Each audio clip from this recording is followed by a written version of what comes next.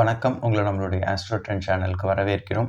இந்த வீடியோவில் ராசி பலனில் ஏதாவது நெகட்டிவான பலன்கள் அவங்க ஜாதகர்கள் கேள்விப்படும் பொழுது அதை கண்டு பயந்து ரொம்ப அதை மைண்டில் எடுத்துகிட்டு போய் ரொம்ப ஸ்ட்ரெஸ்டாகவே ஃபீல் பண்ணுறாங்க.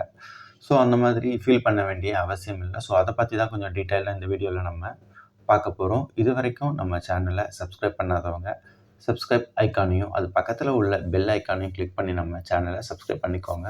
அப்போ தான் நம்ம போடக்கூடிய வீடியோஸ் உங்களுக்கு உடனே கிடைக்கும்.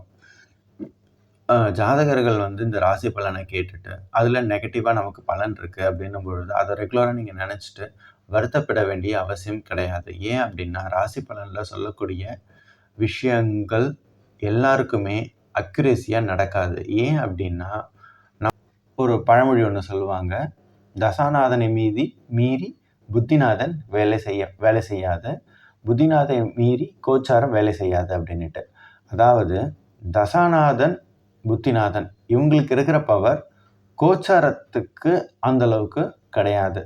ஸோ நம்மளுடைய விதியில் நம்மளுடைய ஜாதகம் நல்லா இருக்கும் பொழுது, நடக்கும் தசா புக்திகள் நல்லா இருக்கும் பொழுது கோச்சாரத்தில் சொல்லக்கூடிய நெகட்டிவான எந்த ஒரு விஷயமே அந்த ஜாதகருக்கு நடக்கிறது கிடையவே கிடையாது.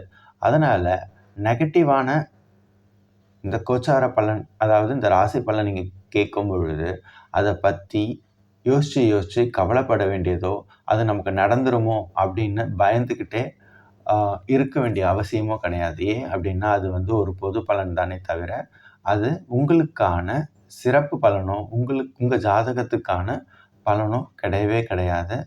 எப்பயுமே இந்த ராசி பலனில் சொல்லும் பொழுது அதில் இருக்கக்கூடிய பாசிட்டிவான விஷயங்களை எடுத்துக்கோங்க, நெகட்டிவான விஷயங்களை நினச்சி வருத்தப்பட வேண்டாம். உங்களுக்கு இந்த வீடியோ பிடிச்சிருக்கோன்னு நான் நம்புகிறேன். உங்களுக்கு இந்த வீடியோ பிடிச்சிருந்தா லைக் பண்ணுங்கள், ஷேர் பண்ணுங்கள். உங்களுக்கு ஜோதிட சம்பந்தமான ஏதாவது சந்தேகங்கள் இருந்தால் கமெண்ட்ஸில் போடுங்க. நம்ம அடுத்த வீடியோவில் சந்திக்கலாம். நன்றி, வணக்கம்.